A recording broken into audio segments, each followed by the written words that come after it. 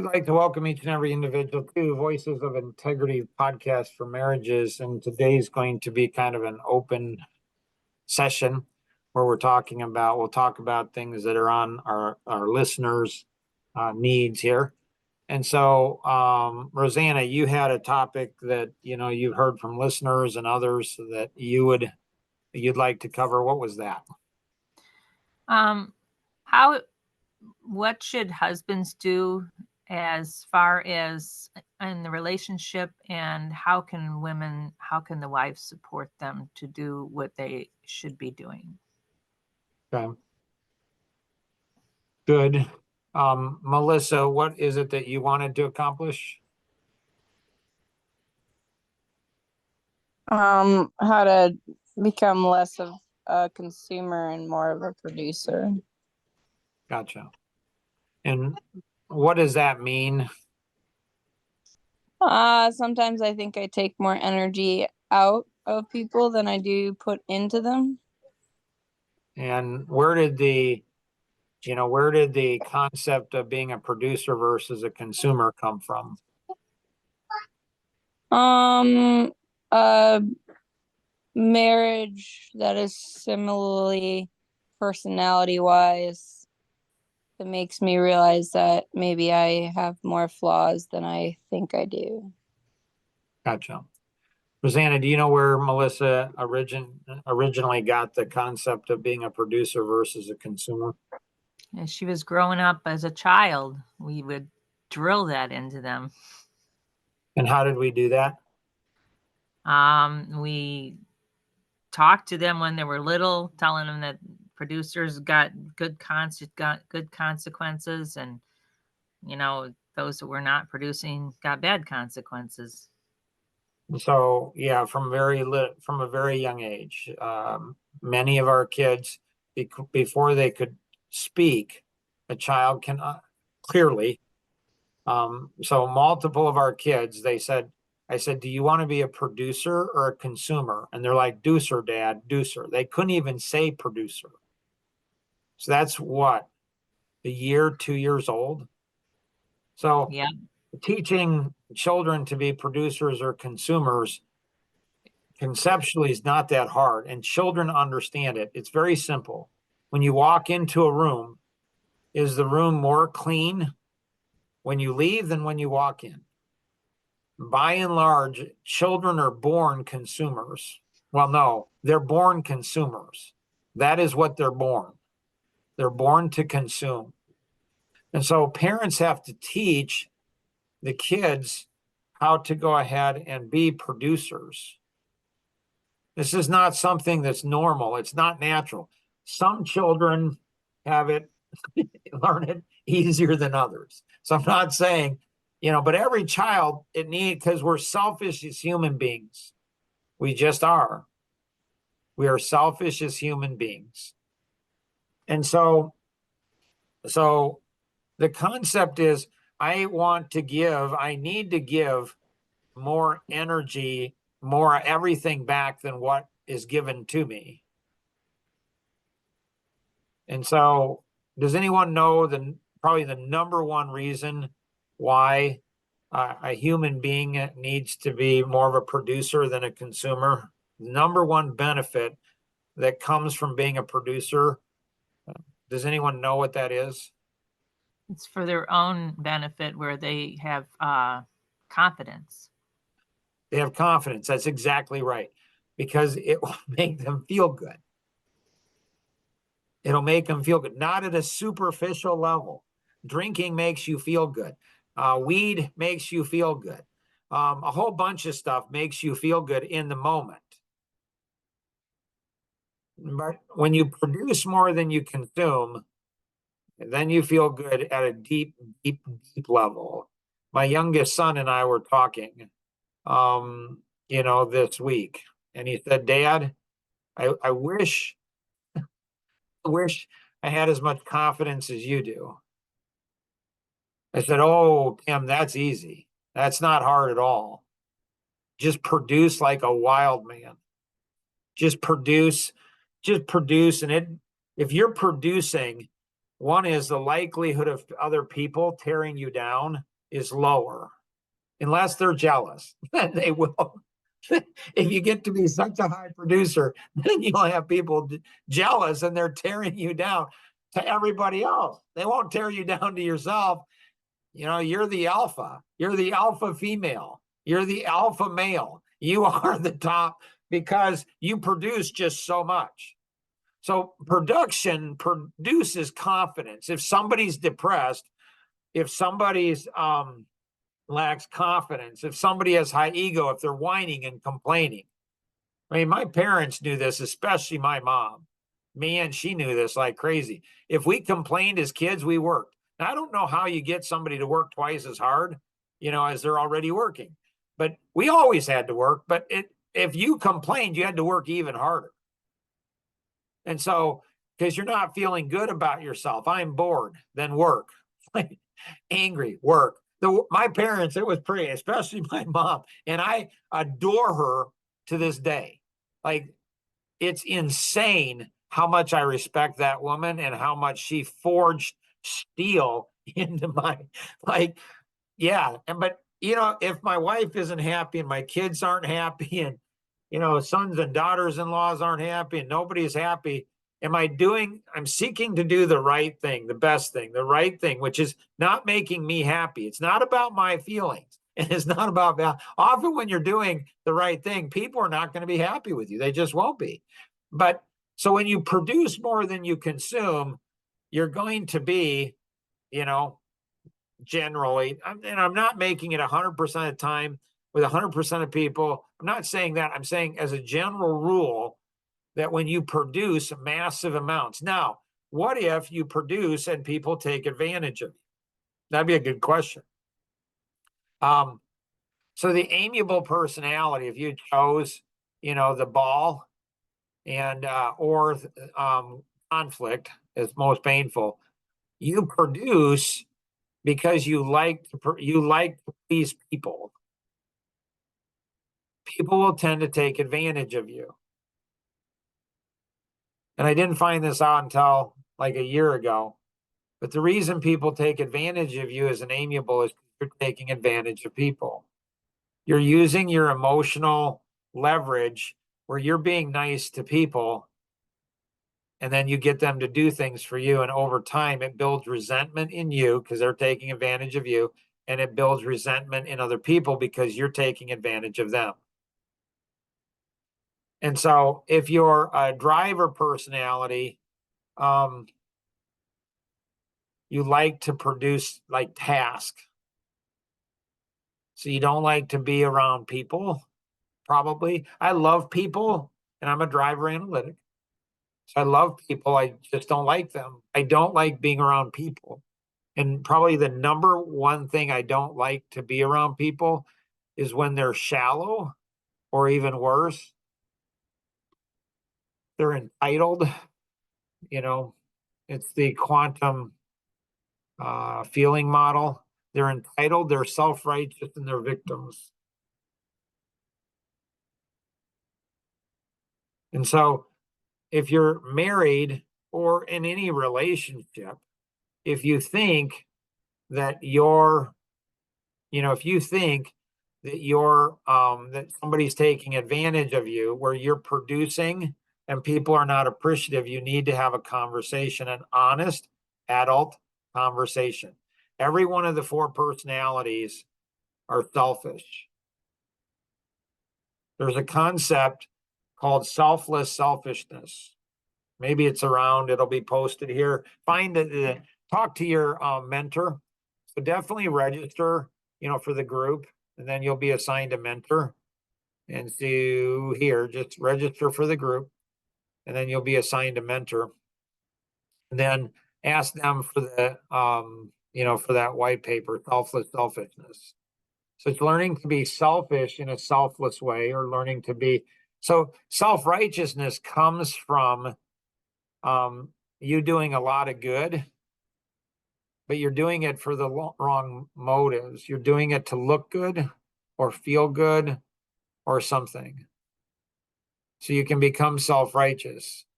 The driver likes to do tasks. So once Rosanna, we were probably married maybe 20-ish years, I'm guessing. And we were upstairs in our bedroom talking, and she was very angry with the kids. So she's an amiable, double amiable, with analytic and a little bit of expressive, but mostly just double amiable. She was not happy with the teenagers at the time. And she said to me, she said, I'm so angry with the teenagers. They take advantage of me. The kids are taking advantage of me. And they wouldn't take advantage of her when I was there,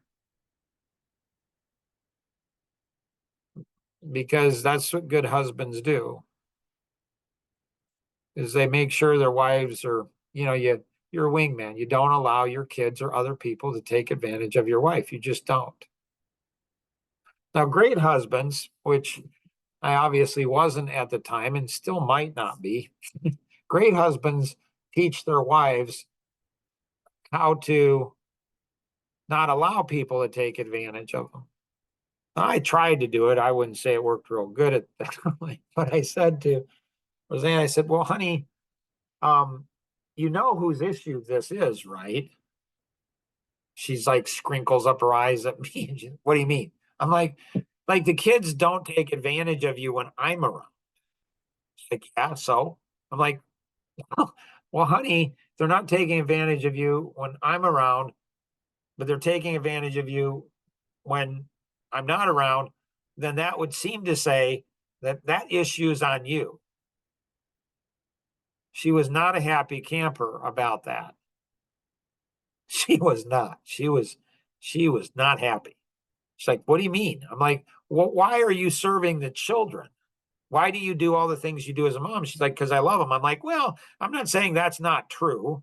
I'm just saying, honey, that a lot of the reason that you do what you do is because you want to feel good as a mom. You're doing it selfishly. Oh, that really ticked her off. Like, man, she was mad. She's like, well, if that's the case, then a lot of the reason that you go ahead and provide for the family, work so hard and make the money and do all the things you do is to feel good as a man. I said, there's a lot of truth to that. That really ticked her off, because I had processed that in my own head before I shared it with her. A good process for husband and wives to do, right? When you see something in your wife that's a flaw, it's probably a flaw in you too. When you see something that's a flaw in your husband, it's a flaw in you. So it's good to get the mote out of your own eye before you get the beam out of your own eye, before you get the splinter out of your spouse's eye. It's good to get the elephant in the room, that's your elephant, taken care of before you get the elephant of your spouse in your room. I mean, right? It makes a lot of sense. And so I think being, self-aware is really, really important. The analytic likes to look good and feel good. It likes to look smart. The expressive likes to be the center of attention. They like a lot of drama. I mean, the other other two personalities, I think the analytic loves drama, and I think the amiable love drama. If the drama produces something positive, the driver is totally in good. Like, if it's going to help them hit a goal, help them with their business, help them whatever they want in life, if it's going to help them, the driver it doesn't mind drama at all. But if it's not going to help them, they're not going to do it. I think the analytic sometimes likes drama because they like to feel self-righteous. They're often married to the expressive. So the expressive, it's like you have all the drama, but the analytic does too. They just have a different type of drama. And they actually like the drama because they like to feel self-righteous. Like, I'm not yelling. Okay. You're just irritated. It's like when you have two kids, you find this out. Like, one of the children hits the other child. What do you know? You know that, it's probably the one that's hitting that you catch them. It's the driver or the expressive that's hitting the child. Like, that's the more assertive one. What you also know is the amiable or analytic personality child, they're irritating the driver. Don't irritate your sister. If you irritate your sister or your brother, they're going to hit you. Don't irritate. But typically the driver and the expressive, they're the ones that get in trouble, not the amiable and, analytic. They're the ones that look good, and this doesn't change when they become adults. I'm just saying. Rosanna, thoughts, questions, insights? I think you got a lot of points there as far as, just figuring out how to get along, how to encourage each other, and making sure that I feel that the husband is supported, and if he's working hard, he's supported well. So that's one thing that Rosanna, she tried to do, everything she could. She learned how to do repairs around the house, fix the stove. She'd go on the internet. She tried to do everything she could so I could keep my focus on the economic engine. Big time. She tried to do things that she didn't enjoy doing. She tried. She also, from an intimacy perspective, just amazing. She knew this means a lot to him. And so, I was talking to a young husband a few weeks back, and he said to his wife, if I come home from work, I'll work 30 hours. He's like, well, that's a bit dramatic because there's only 24 in a day. But he said, seriously, I would work 30 hours to come home, to come home. And if there's a meal cooked and there's, intimacy after the meal, man, I'm on. I am. A marriage seminar that Roseanne and I went to, the husband and wife was speaking. And, often the thing in the marriage is not the thing. I love that about the seminar. When the thing isn't the thing, what is the thing? And that's often in a marriage. What we're upset or angry about often isn't the thing, it's something else. And when the thing isn't thing, how do you figure out what the thing is? And then the woman said, ladies, give your husbands intimacy. It serves you really well. It serves you. And really, how much time does it take? And really, how much work is it? Now, this is a woman saying it. It's not a man saying it. It's a woman. Man, I don't know. There's something about intimacy. It's magical to me. It's just, even after 39 years, it's just amazing to me. And a woman giving herself physically to her husband, a wife giving herself physically to a husband, it's just still a wonderment to me. It's just I think a lot of times men, often maybe because of experiences before marriage, physical experiences before marriage, maybe it cheapens the physical, so he doesn't appreciate the wife like he could or should, which this is not good for the husband. And so, yes, I work really hard. Yeah, I make a lot of sacrifices. I do a lot of things that I don't enjoy doing for my wife. But that physical intimacy, it's like in heaven. It's like there's never an expectation, and so, I was raised in a Baptist home, good Baptist home where wives submit to your husband and all kinds of stuff like that, which is, but the verse before that, it says, submit one to another. So I have to submit to my wife and my kids. And so I have to know, when do I do that? Discern when to do that, when not to. And so I do believe the Bible is clear that, sexually intimacy, a wife is to give herself to her husband, and a husband is to give herself, to her, to his wife too, physically. Now, there's, sex, and then there's sex, right? Hopefully all you married couples know what I'm talking about. There's sex, and then there's sex. Okay. And so we call it here on this podcast, TJJS, Tarzan Jane Jungle Sex. And so I believe that a wife is responsible for giving sex, but not TJJS. I believe that's something that the husband, she's not responsible to do that. Likewise,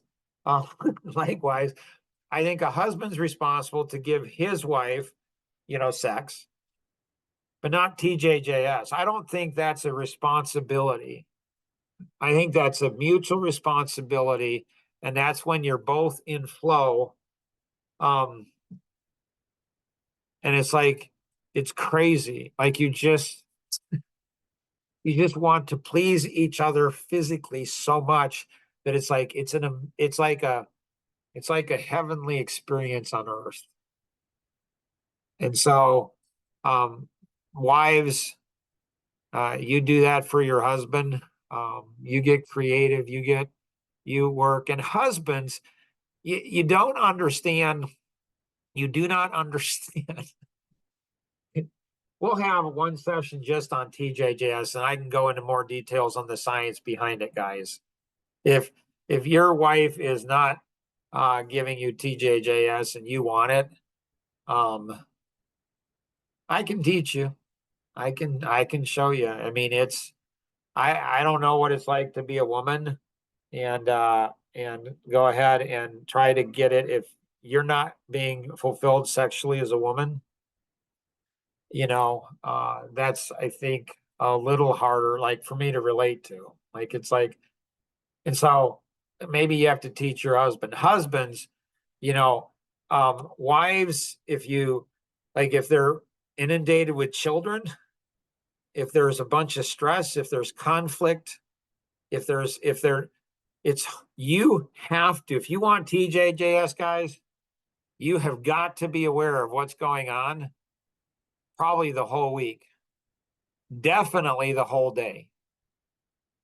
And you want to go ahead and make it as easy as for your wife as possible to do that for you.